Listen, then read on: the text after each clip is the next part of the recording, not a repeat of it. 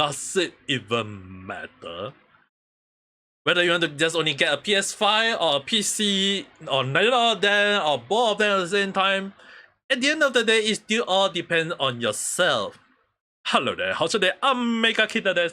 So today, random chat, we are going to ask ourselves, is PS5 worth getting it, or is it more better to go for a PC?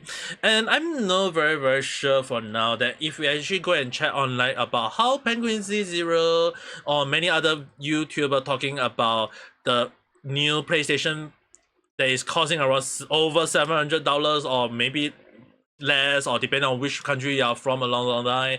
Like some people say like not worth it, it's a disaster, it's ridiculous along the line. And you just have to sit down and ask yourself, is it really worth getting a PS5, or is it better to go for a PC? And then at the same time you still have to ask yourself, do I have the money to get a good PC along the line? Well, let's go through some of the good part. Let's be unbiased for a second, and we have to put up a skill to kind of like decide which one is the better option, which one is the better choice, or which one is the best way to go for. So, but for a PS5 Pro versus a PC, although I know the price raising is using the US as a base, we are going to kind of like take it with a huge spin also, because in some country it may cost more, in some country it may cost less. But using that as a guideline, the US price, a freaking PS5 Pro costing at around $700 versus a freaking PC that can range from $700 all the way to $4,000 or even more depending on build. So when I say depending on build, it's kind of like depends on what do you want for the PC. For the PC itself, there are times when you can just use an integrated graphic card, which is basically in the motherboard, so you don't really need to pay for a freaking graphic cards that can cost up to $600 at the cheapest, all the way to $2,000, $3,000 per freaking graphic card. So obviously anyone with the right set of mind would think that it's ridiculous to get a freaking PC if you're gonna use it for gaming itself. But mind you guys, my freaking PC cost me only around, without the keyboard and whatnot, because I'm using my own one, but at the end of the day, a freaking customized PC at a mid tier of 4060, 64 gig RAM, the Ryzen I believe is the processor which is around 5000 series, as well as a 6060 motherboard. It still cost me around that amount, and it's still letting me to able to do live stream, able for me to do work, record a lot of stuff for random chat, as well as to stream and play games. So at the end of the day, you have to kind of like decide, are you going to use it for gaming, or do you have to use the PC for additional stuff? Because for me, if I'm gonna like use the price range, obviously if I can use the money for more function, obviously I'm going for the more function. So in this case, I will definitely go for PC. But when people just want to play games only, and a lot of games is on the PS5, then going for PS5 Pro is nothing wrong with it. It's just that when you think about additional price and add-on and what's not, you have to sit down and think that maybe going for more price at the start may be more worth it. Because I have quite asked a few people around nearby, and they always all give me the same reply. They will actually pay more for the PC first, so that they can use it for other purpose. And when you think about it, there are quite a few points that I point out in the as you guys can see on the screen, is that it seems that getting a PC seems more so-called efficient on the, or easy on the money along the line, but we'll go through to that later on. So when you think about it, right, we have to sit down and think, is getting a PS5 better or a PC better? I mean, like, yeah, it still depends on you. If most of the game you want is on a PS5 and you only got enough money to buy a PS5, then I think going for PS5 Pro is nothing wrong with it, because at the end of the day you still get to enjoy your gaming session. But if going for like a PC where you can play games as well as you do your work, or use it for surfing internet or what's not along the line, or maybe you want to watch porn along the line, by all means go ahead, I'm not stopping you. But at the end of the day, if you're using it for more function, then going a PC might be the better option. Obviously, if you're a streamer or what's not, or you want to do live stream, or you want to record and upload your video, then going for both is still the option to go. It's just that at the end of the day, you still have to ask yourself, getting a PS5 versus a PC, is it that most of your game is PS5 exclusive versus a PC exclusive or something along the line? Because when I seen a lot of the games lately, which we'll touch to that later, it's just that it's really kind of like depends on you. If the game that is only released on PS5 and most of the game is from PS5 and you just want to get the game for that game, it's kind of like, are you going to pay a freaking $700 for just to play one freaking game? You have to make sure. The reason why I always go for a console is definitely depends on what game I'm going off and what is the function I need on the console. So at the end of the day, it still depends. But as we go down the list, right, like point 2 and point 3 don't take up space, may take up space, may not need keyboard or mouse, need it. So for a PC, if anyone who know very well, is that for the PC you need a freaking the freaking huge giant box. I don't know what's the name lately, but I used to call it the PC tower.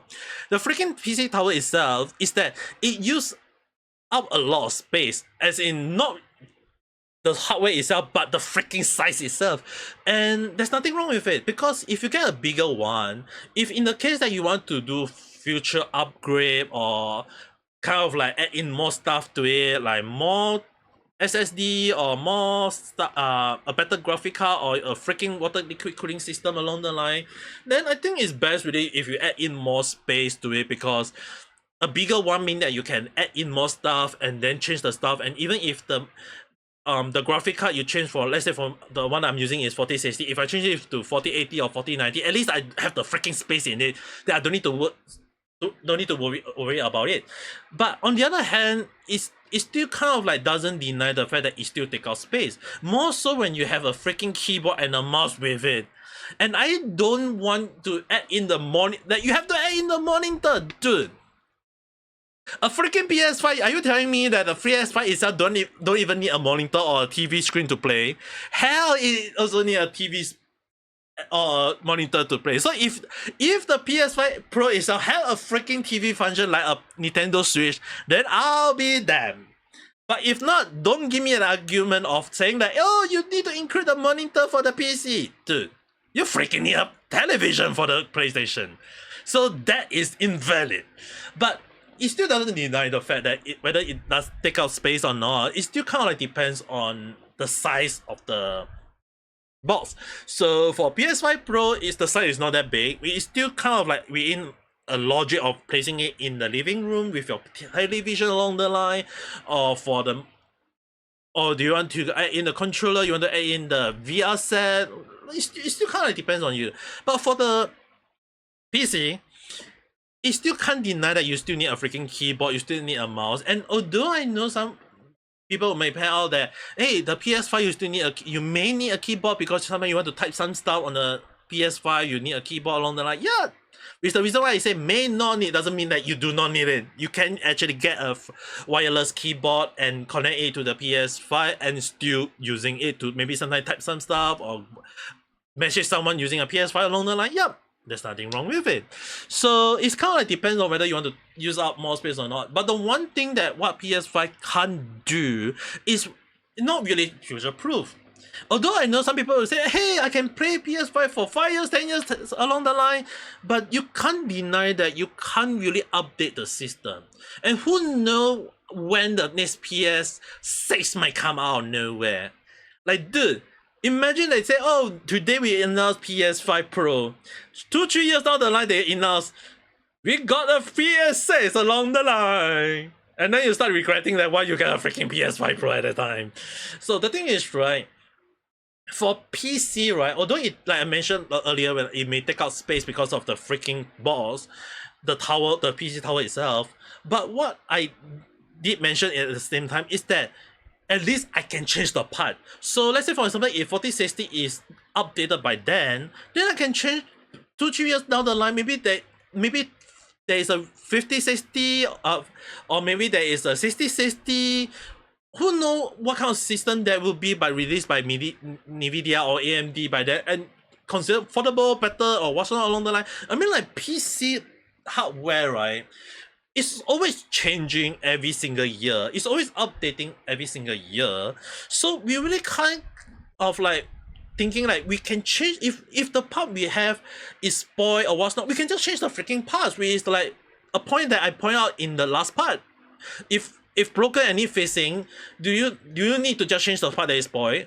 I mean, like, it's really kind of like the same point for maybe for a future proof point, is that if you have a part that you need changing, or maybe let's say for example like the RAM I'm using is 64 gig RAM. Let's say that I want to go and have 128 or 256 GB RAM, then I can just change the part. I can just pay for more money, change the freaking part, and have fun with it. But right now I'm streaming and playing and everything, and I'm using a 64 gig and it's still running smoothly. There's nothing wrong with it. So at the end of the day, right, future proof or not, you can't deny that you can't freaking change the PS5 Pro. Everything is fixed. If you try adding new function to it, you try changing the hardware, you try changing whatsoever to it and to make it faster, when it comes to warranty, when it came to like the whole thing is spoiled and you want to change it, and you want to have, or maybe change for one and change along the line, yeah, bring the whole damn thing and hope for the best. Because if they say that it's a change of there's an issue on it, you are not gonna have a new PS5, and then you have to go and buy another PS5, which is gonna cost you how much money? Oh, another $700. Which then you start regretting, like, why so I freaking get a PC at that time? So the thing is, right, it's really not really kind of like saying like whether getting a PC or a PS5 is worth it or not. It just depends on, at the end of the day, are you a person who is just don't care about which PC or PS5 you're going for, or is it that you just using it for the sake of using it, or gaming along the line? It still kind of like depends on it, because whether you go for it or not go for it, PS5 is kind of like is there for you to decide for yourself. If you want to just get a PS5 just to play some game, then go ahead. There's nothing wrong with it. But what a lot of time people need to understand, that for at least a PC, at least you can change the part, and let's say 2-3 years down the line, if let's say for example there is a much better motherboard, then I will just change the motherboard. If there is a much better graphic card, I just change the graphic card. If there is a need to change the processor, then I just need to change the processor. There's nothing wrong with it. So it's really kind of like depends on which one I'm going for and which one I'm not going for. And let's say for example, let's say 4 years, 5 years down the line, by then I want to change my whole damn PC. Isn't it gonna be not worth it? No. You can just change the part that you require, and motherboard and RAM, these two is always more lasting than you might think. And more so on the power supplies. The power supply, if you're going for, let's say, a 700 volt or a 850 volt, that is that at least that is still gonna last you long enough for up to 10 years. So a PC can last longer, but when it comes to PlayStation, if it's spoiled, you have to understand one thing.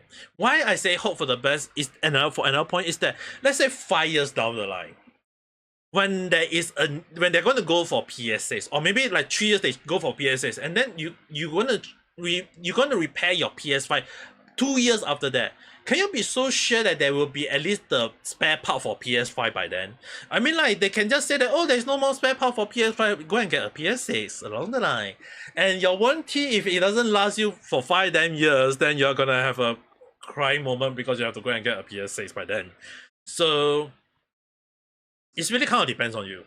And one of the things that a lot of people need to understand is that what I hate the most about PS is that you have to freaking pay for an online subscription before you can use the online feature. For PC, right, you don't really need to use, I mean, like, just connect a modem to the PC or use the Wi-Fi along the line, and you got a free internet. Provided you're paying for your internet, because if you say that you're not paying for the internet, don't expect the PS5 gonna provide you with the internet, okay? It still freaking need a freaking network. So it's just that the only issue for PlayStation is that you have to pay additional money to use the online feature, and it can cost you around 20 to 60 baht depending on how long you're using, 1 month, 2 months, 3 months, or even a freaking year, and it still freaking costs you. And when you think about it, right, Mustaha's son from Some Ordinary Game actually did mention on his video about how you freaking have to pay to use more of it. It's like, dude. He mentioned in his video about how you have to, like, you're paying for $700, yes, but when you have to pay for online subscription to pay more, and then you have to pay for other stuff, like if you want to get more controller, you have to pay for the controller and this and what's what. It's gonna add up at the end of the day. It's not just the PC gonna add up. It's the freaking PS is going to add in more stuff, and a lot of people need to understand is that although there are times when there is some part that is like you can get it from so-called other brand, it still doesn't change that some of the part is only exclusive to Sony. And like, let's say for example you want to change the hardware or change the RAM, they will say, oh, you can only use the one that is allegedly provided by Sony themselves, and then you have to get the Sony brand itself, and then when you change the whole damn thing and you open it out, you realize that it's freaking using a WD or whatever other brand along that, and it's like, what the heck am I even paying for in the first damn place? So it's really kind of like depends on what you're going for, but I still disagree with the online subscription. It's still freaking expensive. I mean, like, if I mean, I sure can understand, like, if I'm paying the online subscription and I get some free games or games that I can play along the line, yeah, I can understand that. But paying just to use the online feature to connect to online to play with other players, you don't even need to freaking pay for when you come to PC. So let's use Monster Hunter World as the baseline. If I'm gonna play Monster Hunter World, yeah, it's a game that I can play alone, I can play it solo, there's nothing wrong with it. But if I have to pay to play online with other players, then it's gonna be like, what the hell am I even paying for in the first damn place? I can just go to a PC, play PlayStation, play the Monster Hunter World, and just go online, just keep sending signal and get all the help that I require, and people is just gonna happen and help me along the line. So, and I don't even need to pay for the online subscription. It's like the only thing I need to pay is just the network itself. And what's more even is that what a lot of people need to also understand is that for the PS5, right, when I type limited game, it's really limited. A lot of time when you do need to understand is that some game is only exclusive to PS5 or games that you can only get for PS5. But if you, let's say for example, if you want to play games that is on a PC or Xbox, you're not gonna do so. You have to if the game is exclusive to Xbox, you have to get an Xbox. But for PC, right, one good thing about Stream is that Stream had been on the path to get at least a lot of games, even if they are like some of the game that is previously PlayStation exclusive or Xbox exclusive. Few years down the line, they still gonna get the freaking game on their system. So if you, let's say for example, if you pay for a PC and you get the game on Stream, even if it's like 1 year, 2 years later, you still get to play the damn game. It's just that a bit later. So at least to me, right, when it comes to Stream, it's still kind of like you have variety kind of game out there, versus that PS5 only got those games that is only like you only can play this game on PS5. So it's really kind of like back to one of the reasons why I always tend to decide, like, is it worth getting a console game? Is that what a lot of people need to understand. One of the criteria for me to decide getting a console is actually the game itself. So let's say for example, if I want to go and get a Nintendo Switch, which I did, the reason why I get a Nintendo Switch is that number one, it got game that is only exclusive to Nintendo and that you can't get it on other games. So let's say I want to get Pokemon, I want to get a Win-Free Exercise, I want to get the Mario games. Obviously, it's only Nintendo exclusive, I can get it for it. But that is only if I really want to go for it and I just go for it. And is it worth going for it? It still depends. Do I regret getting it or not? No. It's just that when I get a game, I have to make sure one thing. It must be games not just only exclusive to it, but when I get the console, it'll be sure that I'll be getting more different game that is only in that game.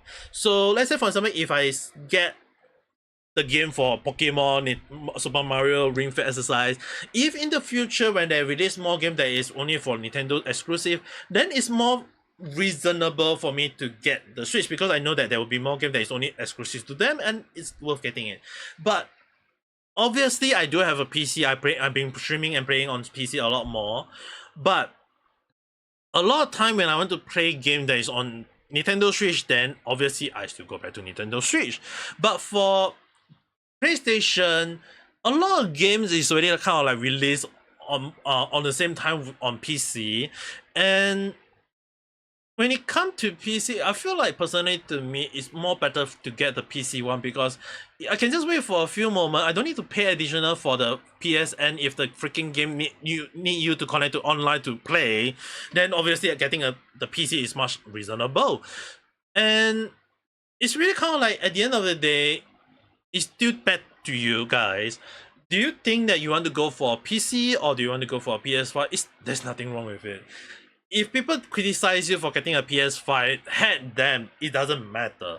Because to me, it still kind of like depends on you want to go for a PS5 or PC. To me, I'm not going for PS5, and no one ever hear me from getting a PS5 because the reason for that is that when I get a PS4 back then, it's because a lot of games I want was only on PS4. It was much logical to get a freaking PS4. But now when it comes to PS5, I noticed that a lot of game is you can get it on stream. Why is there a need for me to get games that is like already both appearing in PS5 and stream? I'm sure that a lot of people will be saying like, hey, there's some game like Stellar Blade that is only exclusive to PS5, but dude, the developer say that they'll be releasing games that will be on PC and they say that it will be much better, then is there even a need for me to get a PS5? You're telling me that I'm getting a PS5 where I have to pay $700 and then get celebrate around, let's say $80, $70, $80, and then that means that I have to freaking pay for almost $800 just to play the freaking game? When I can just wait for 1 year and then I just pay $17 and get the game on the freaking PC? Yeah. And the PC, I've been using it for random chat, upload, all these things, and I don't think it's worth me to get a freaking PS5 at this point of time. And now I know this kind of like yep, a little bit longer than I expected, but let's go back to PS5 itself. And one of the reasons why a lot of people are making noise about PS5, and one of the reasons why I decided to go for is it worth getting a PS5 or not, it still doesn't matter to me. But I know a lot of people saying like the price is too ridiculous, and I do agree with a lot of their points. Like Charlie actually pointed out that the difference between a PS5 and a freaking PS5 Pro, there's not much different. They say like, oh, like in the video they say, oh, this graphic is look more crispier, or this part look more sharper, or this game look more smoother along the line. And when it comes to the hardware, the spec, I think I will just go and get a PC, because getting a PC, like I mentioned, you can change the part. You can just increase the RAM, you can just increase the processor, you can just increase the motherboard. You just change it and then you can play your game is going to be much more smoother. But obviously, it's still at the end of the day depend on you. I'm sure that a lot of people are saying like they are going for a PlayStation 5 because they only got a budget for a PS5, and there's nothing wrong with it. It's just that at the end of the day, if you only got space for a PS5, or you only got money for a PS5, getting it is nothing wrong. But if you're going for like worth the money and future proof and what's not, I think PC will be much better option. At the very least, you can just pay by installment if possible, or if not, just go and check like any way to pay for get a cheaper PC and just slowly build it up from there. There's nothing wrong. There's nothing wrong at the end of the day if you want to go for a PC or PS5. There's nothing wrong. It's just depending on like a lot of people saying like it's not worth it, and I can understand why. Like the PSN costs money, the freaking comparison of PS5 Pro and the PS5 the original, there's nothing different.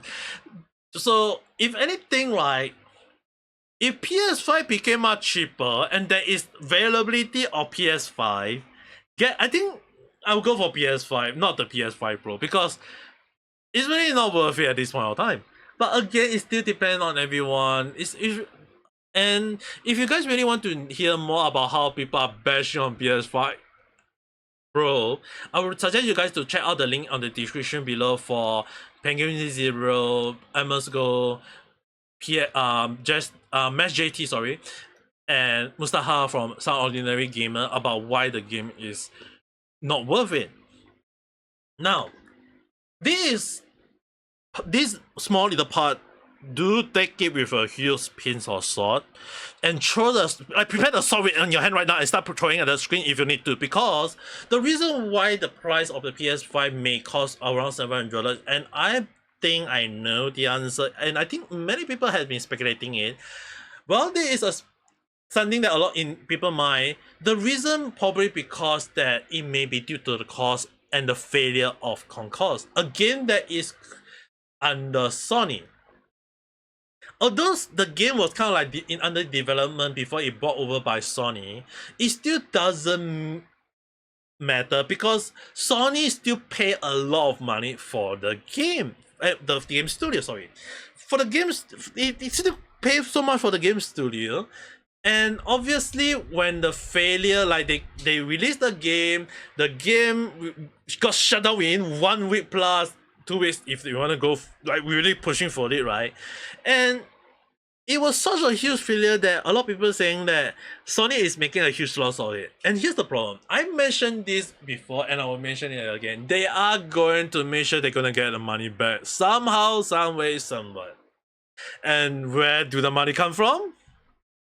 Notice how they freaking mentioned about the PS5 Pro got released after Concord shut down. Coincidence? I think not. And the reason why is that I believe that the price, which a lot of people say there's not much different from a PS5 to a PS5 Pro, as well as that it doesn't seem like an improvement, even if there is improvement to it.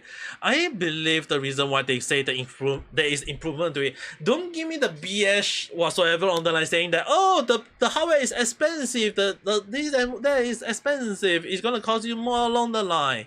Dude, if everything is gonna cost you more, might as well just invest a little bit more and get a freaking PC at this point of time. Because PS5, what I think is that they are trying to cover up the loss of Concord, and somehow, someway, somewhat, since they're going to release a PS5 Pro, might as well try earning from there. But again, this is just my speculative thought. It's just a random chat. Whether you have your own opinion, do you think that getting a PS5 is worth it, or going for a PC and invest it for the future proof of it is more worth it, or do you think that PS5 Pro is going to be a failure or what's not? Or maybe it's just that maybe they're trying to cover up the price of their own thing? Who knows?